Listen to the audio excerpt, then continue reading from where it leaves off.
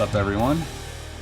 So I'm here at the start of the Black Canyon 100K, and this is how we do it here. So everyone's out here in the cold because it's a very cold morning, just kind of waiting to go. The elite wave just started at the track up there, but I have friends here, and so one of my friends is working registration. This is their camper van, so me and a couple other guys, they just went to watch the elites, are waiting in here where it's nice and warm and not windy, and everyone else is out there freezing. So we've got about an hour to kill before we start this race. But yeah, this is pretty luxurious in here.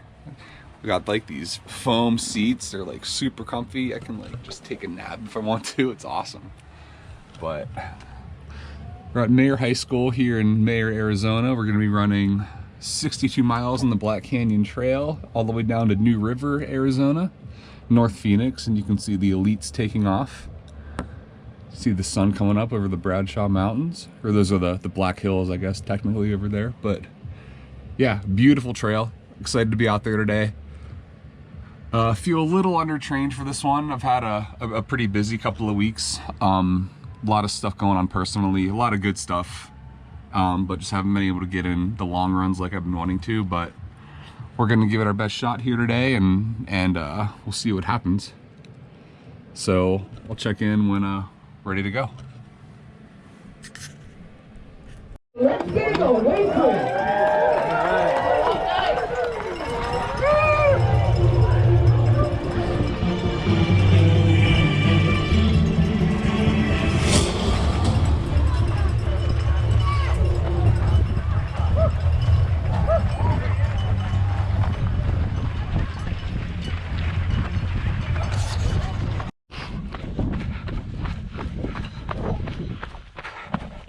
So we're a couple miles into this. We just did the road stretch from Mayer High School onto the Black Canyon Trail, which is where we are now, where we'll be for most of the race. It's a really pleasant morning, breezy, but when the wind dies down, it's nice.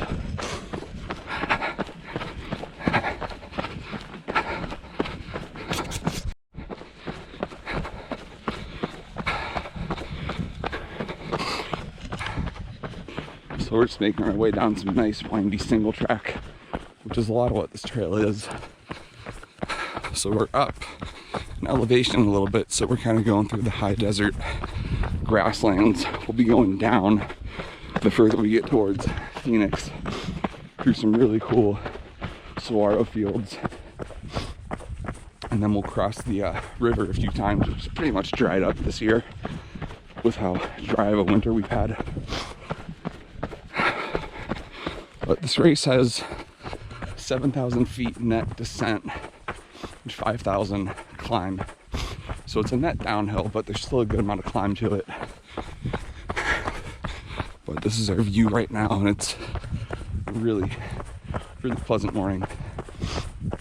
The high in Phoenix today is going to be 81, so it's going to warm up the further down the course we get. But right now it feels like low 50s with no breeze. And it's quite nice.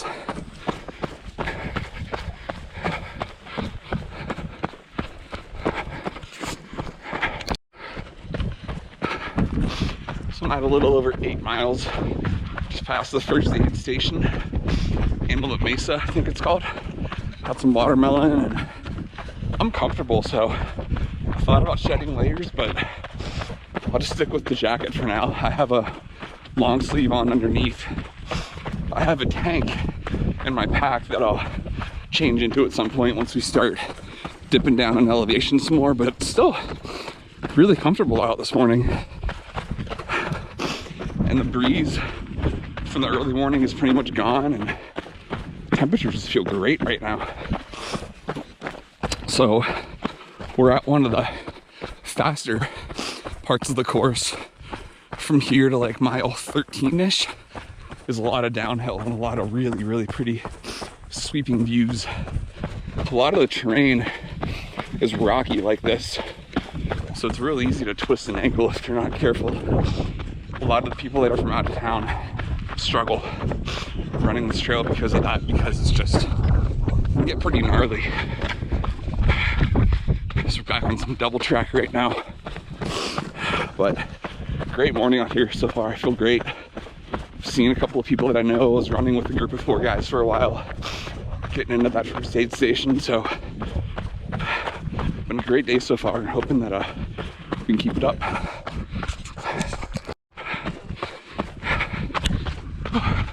These views are epic right now. It's so awesome. See the trail as it winds down this mountain. All single track, all exposed. See the valley down there. It's just gorgeous. I'm so happy right now.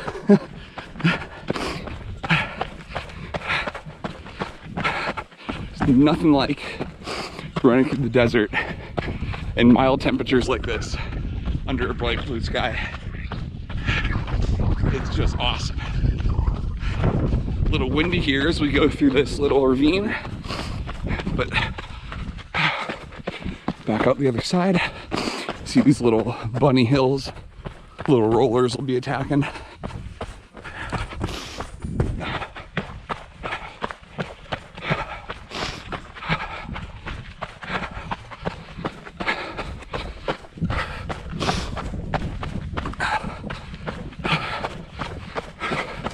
I love this part of the course. Might be my favorite, because it's so fast and flowy.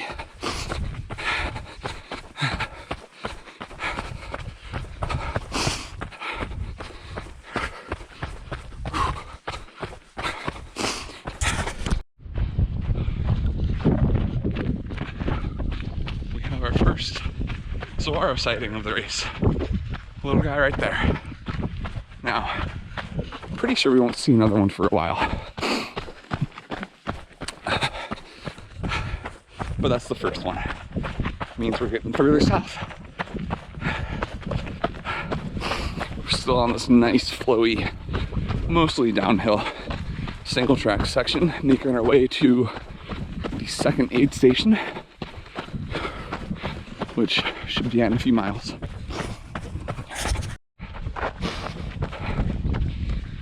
Approaching the second aid station, but running by an old rancher fencing cattle guard area.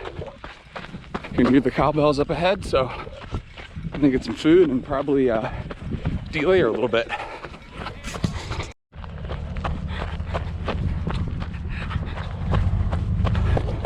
Oh, back on the trail here. Had some chips, some Gatorade. I took off my long sleeve and my jacket, got my tank top on, my arm sleeves on. The temperature feels really good right now. And the further south we get and the more we descend, the more it's gonna warm up. So conditions today are actually kind of perfect.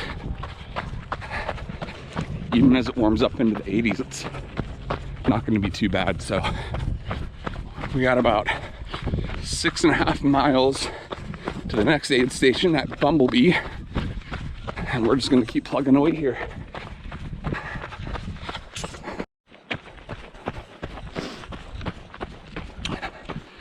So I'm at a little over 16 miles, maybe 16.25. Starting to see a little more saguaros as we're making our way down the Black Canyon Trail here.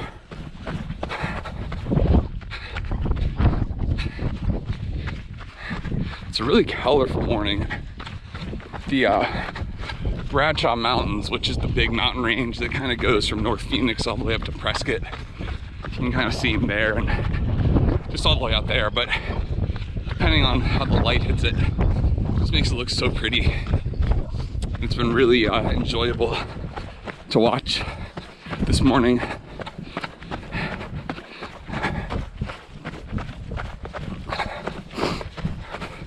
Just on a nice flowy section of single track right now, and there's a walker up ahead, so I'm gonna pass him and turn the camera off.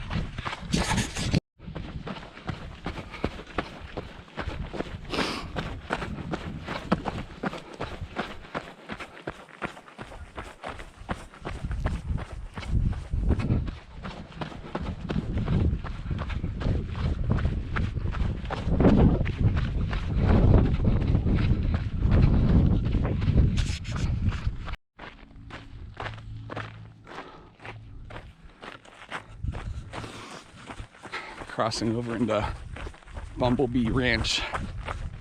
So I think we're off the BCT for a little bit. I think, I'm not positive on that. I know it hops off and on a few different times throughout the race, but it's mostly just on Black Canyon Trail. But we're just following this double track dirt road now down to the Bumblebee aid station.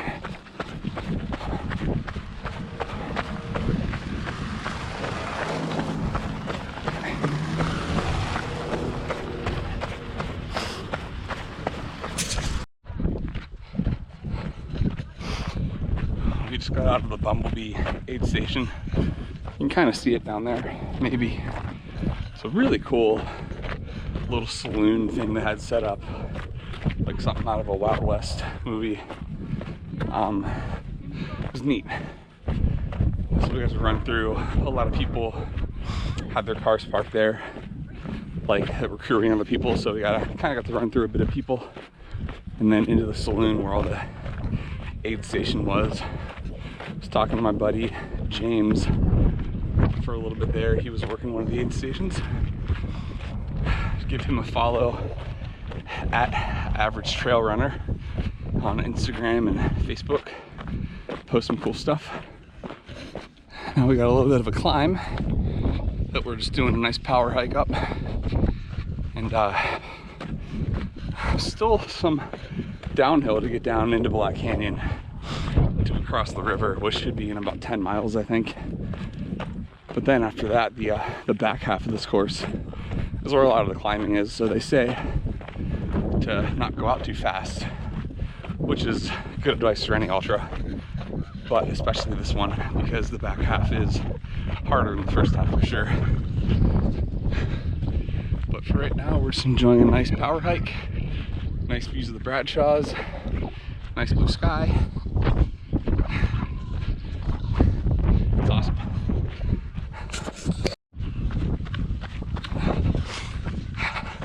So I was making my way down the course, and up the other way comes Peter Mortimer, just on a training run, cheering on the runners. So I talked to him for a little bit and got my picture with him, which is pretty cool. I saw him at Javelina 100 as well, but he was in the Borat costume, and I didn't know it was him right away, so it was pretty funny. But yeah, that was a nice surprise. Local ultra legend Peter Mortimer lives in Flag, trains a lot up there, does Humphreys a lot. Even now, this time of year when it's like really snowy and early at the top, he'll still do it because he's a beast. So I'm at 20.5 miles, and I still feel good. Trying not to push too hard on these downhills, just trying to take what the course gives me and just kind of listen to my body. But so far, you know, I was worried going into this race because I hadn't done a long run in a while. I did a 24 miler a couple of weeks ago, so I mean that definitely counts, but I haven't done one since I guess December. I went home for Christmas, and there's a trail called the Montour Trail that goes through suburban Pittsburgh. It's actually the longest continuous suburban rail trail in the US. But anyway, it's like a 47-mile long trail. And for a long time, I've wanted to run the whole thing. So I did it when I was home and actually got the FKT by 20 minutes, which was super cool. It was 8 hours and 45 minutes for the 47-mile long trail. That was kind of the last long run I've done, other than that 24 miler. I'm still looking in like anywhere from 30 to 40 mile weeks, which isn't terrible, but my mileage should be higher, and I'm gonna have to amp it up here as I get ready for Cocodona in May. But considering all that, I feel pretty good so far. Legs are still feeling fresh. I'm hydrated. I'm good on calories, so I'm just try to keep it going. But so far, it's been a pretty good day.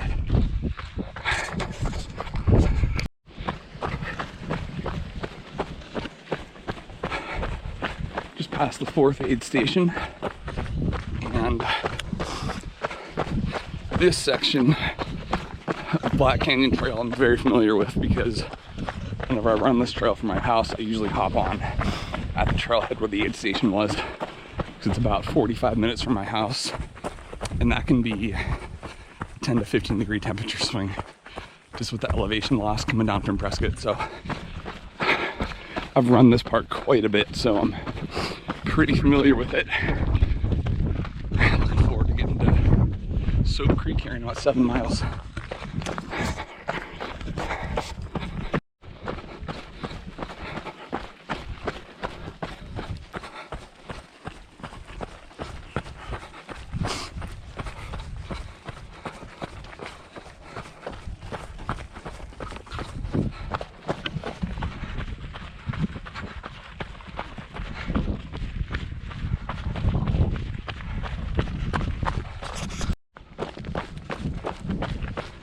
You can see I-17 back that way. I don't know if you can see it too well on the camera, but just the cars and trucks going down the highway. This trail kind of parallels the 17. I remember the first time I flew into Phoenix, driving up to Prescott, you see signs along the way for Black Canyon Trail. Always intrigued me. You know, you can even see parts of it as you're driving. You can see mountain bikers and that sort of thing. And this was early 19. I barely knew what ultra running was back then. We're making our way down into Soap Creek. You can see it's all dried out. I saw a Gila monster here once on the way down to Soap Creek. I've been lucky enough to see 3. I saw my first one, my first ever trail run I did in Phoenix. I went to South Mountain, saw a Gila monster there, and honestly, I was so new to the area, I had no idea what it was. Like, it kind of freaked me out, but I remember what it looked like. So after I got done with the run, I was looking online, found out what they were, but just kind of stumbled across one on my first ever trail run in Phoenix by accident. And then I saw my second one down at Saguaro National Park in Tucson. They're a lot more common down there. But then I saw my third one here near Soap Creek. So it's pretty rare to see them this far north, actually, but I've been lucky. Some people live there, live here their whole lives and don't see one in the wild. I've seen 3. Ugh. Little steep climb here. But anyway, I've been wanting to run this race for a couple of years now. I was supposed to run it last year, but I hurt my ankle pretty badly in November, and I was out of action for like 3 or 4 months. So I had to withdraw from the race. I ended up volunteering at the Table Mesa aid station instead. But I was kind of bummed about that. But it all worked out. But all that's to say that I'm stoked to be here this year. Healthy and able to run.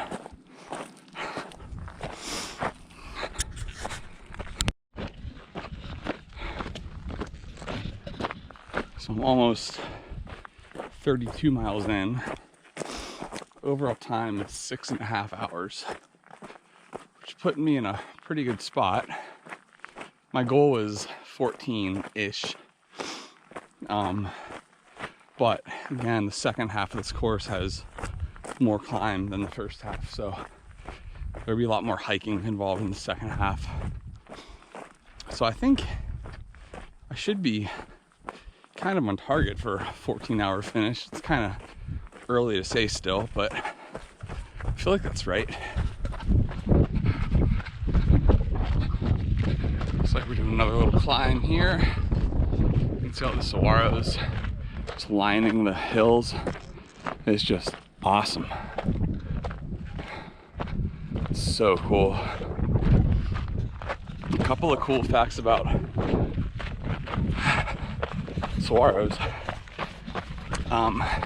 They start sprouting arms at around 80 years old, and they can live to be around 200 years old before they start to die. So you can kind of tell how old a saguaro is by the arms they have. And their arms grow the way they do to give it counterweight so that it bounces out and doesn't topple over. So like, here's a little guy right here. He's probably maybe 30, 40 years old. That little guy down there, who just has the little nubs, is probably around 80, maybe 90 years old. And then the ones with the fully grown arms are significantly older. But so you can tell. And one in about every 200,000 saguaros is a crested saguaro, where it looks like it kind of mutates coming out of the top. And they actually don't know what causes it. There's various theories out there, but no one knows for sure. So if you ever find one in the wild, it's pretty rare. Like I said, about 1 in 200,000 are crested saguaros. And it's just so cool running through these fields because they're all unique and they're all different, and they're just so interesting to look at. Make for a really unique landscape here in Arizona. So we've got about 5 miles to get down to Black Canyon City, where I have my drop bag waiting for me. I'll pick up my light there, which I don't need yet, but it was either have a drop bag there or at Table Mesa at mile 52, which would have been cutting it close as far as running out of daylight. So I opted to pick it up earlier, and I'll just carry it with me until I need it, as opposed to risking it and running out of daylight before Table Mesa. So I'll pick up my light. I'm gonna shed, well, the layers that I shed earlier, they've just been in the back of my pack, so I'll put those in my drop bag and just carry a light jacket for when the sun goes down, because it'll be mid-50s for the overnight low. So even when I'm running, it should still be in the 60s after the sun goes down, so I might not even need the jacket, but it'll be nice to shed some of the weight in this pack for the last leg of the race. So I'll be looking forward to getting down to Black Canyon City and doing that.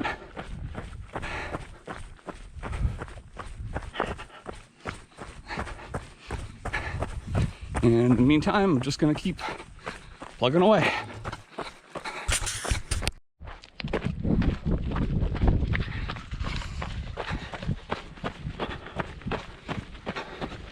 We have our first water crossing down here. This is surprising. I was down here a few weeks ago for one of the training runs, and it was pretty dried up. This way, looks like there's a flag there. Let's see.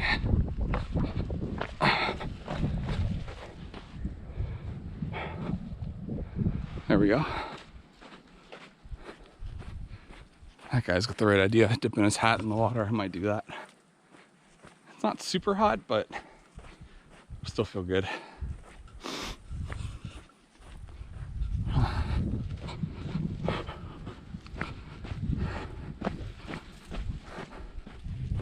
And again, super hot is relative. I was just talking to someone behind me, and she's struggling in the heat right now.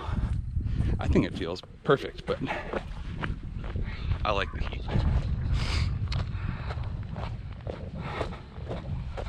Pretty down here.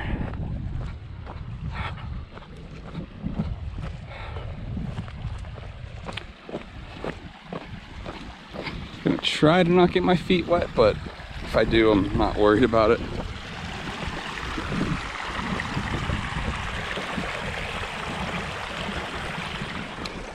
Sweet.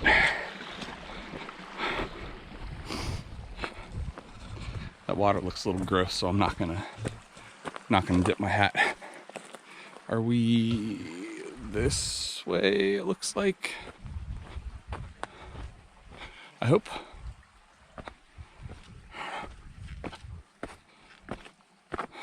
Random tire. I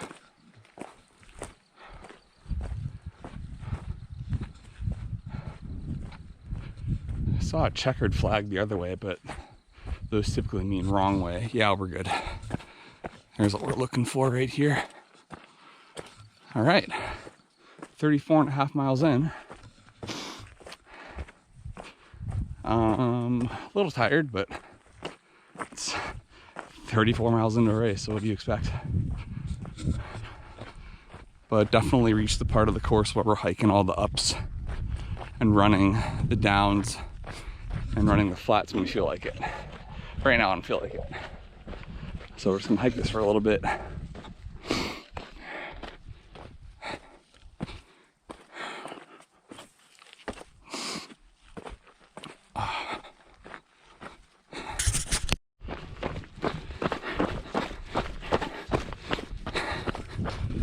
So we're out of the Black Canyon City aid station, approaching the Horseshoe Bend of the Agua River, as it's called. Not to be confused with the Horseshoe Bend up in Page, a spot where the Instagrammers and tourists ruined, but still pretty nonetheless. So in ultra running, you have to adapt and overcome, because things are going to come up that are unexpected. So I just had a situation. My bladder, the thing that carries my water in the back of my pack, sprouted a leak maybe 5 miles ago. Like, I just felt my back and like my butt were really wet. I'm like, I'm not sweating that much. So I reached back and sure enough, like, just drenched coming out of the bladder. Whoop. So I was running by the photographer, so I didn't want to be recording video while he was trying to take my picture. But anyway, so I had to spend a lot of time at that aid station trying to duct tape it, which I did. It still feels like it's dripping a little bit. So I might have to just empty my water out and just go with my flasks the rest of the race. But this stretch coming up is the longest stretch between aid stations. It's 9 miles. So I'm hoping it'll last at least till then. But then the sun will go down and it'll be cooler. And I'll probably be good with just my flasks, but yeah, bummer that that happened. What are you gonna do?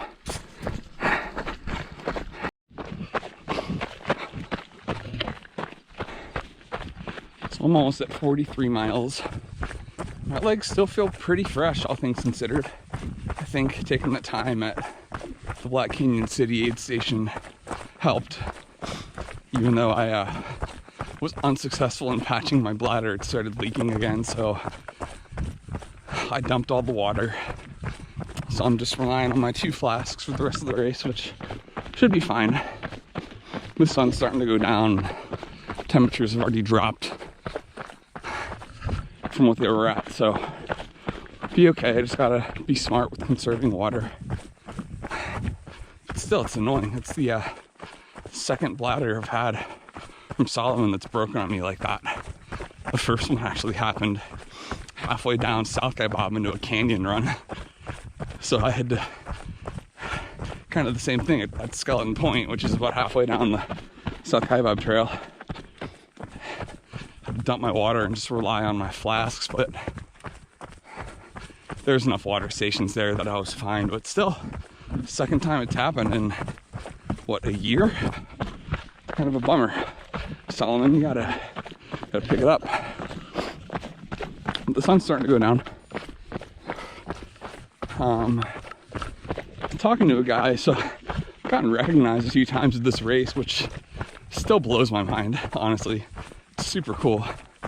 But yeah, I was passing this guy. He was pacing for his girlfriend. He's like, "Hey, you're JB Runs." I'm like, "Hey, what's up?" So we were talking for a little bit.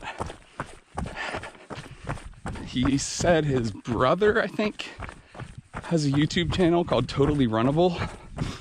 So check that channel out.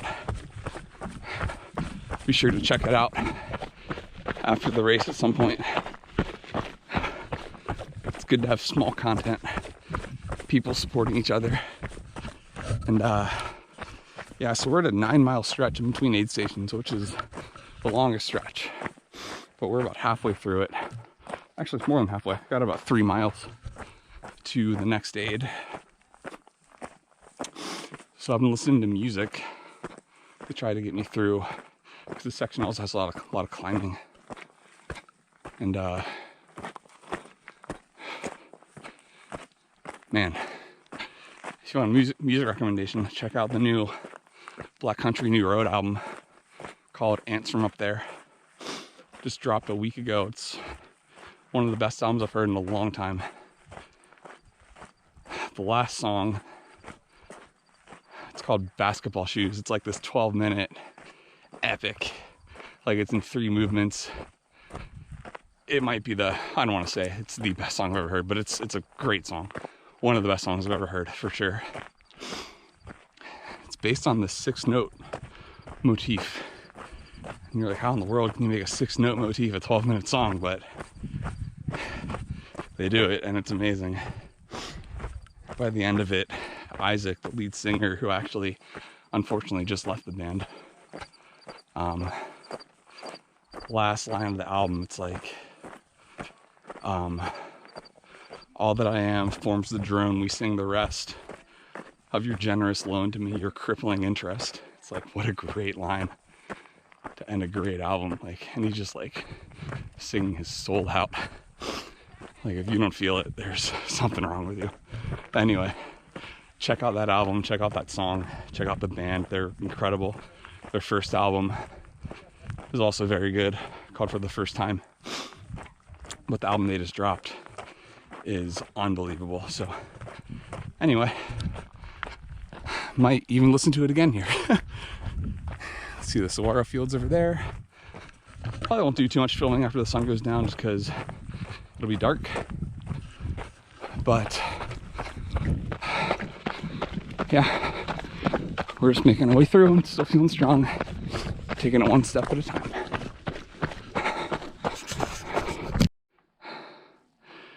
So I wanted to point this out real quick. We're staying here on this road crossing, but if you make a right here, that's the Cocodona course. And that's the climb up into the Bradshaws. Climb of death. It just never ends. 10,000 feet over the first 50K. So that's what I have to look forward to in May. It's gonna be awesome.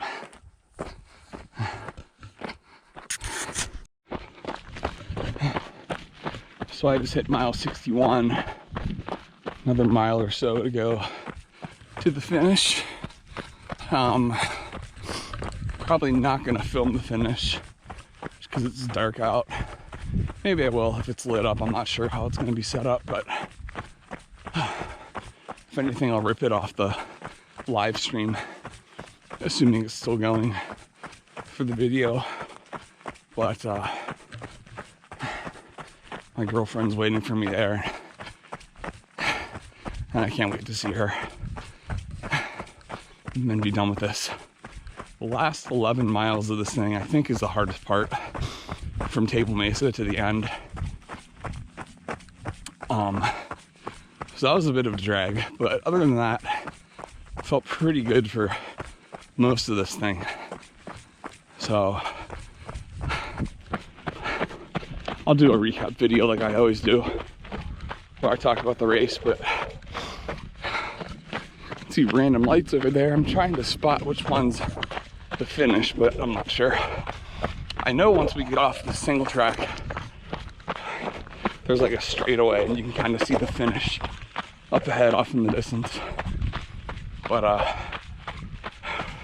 yeah, just ready to be done, but we're almost there.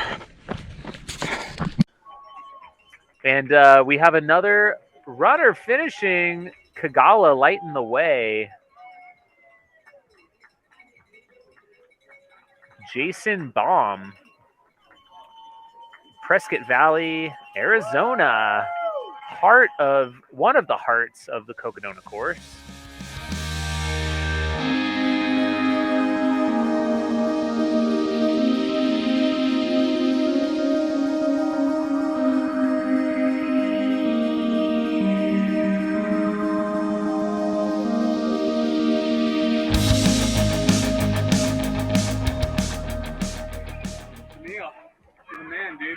Thank you. Cocodona. Way to go, man. Yeah. You running it? What's that? You running? Yeah. Sweet. So I'm Jason. I'm from Prescott. Yeah. Buddies with Noel and all those guys. Oh, yeah. Awesome. So he talked me into Cocodona. Noel will do that. I know. Well, it sounds like you're right in the heart of the course. So Yeah, I mean, I know a lot of it pretty well. Yeah. It's an advantage for sure. Yeah. But it's still a lot. definitely. So Good stuff. I appreciate everything that you guys do. You guys are awesome. Of course. See you soon.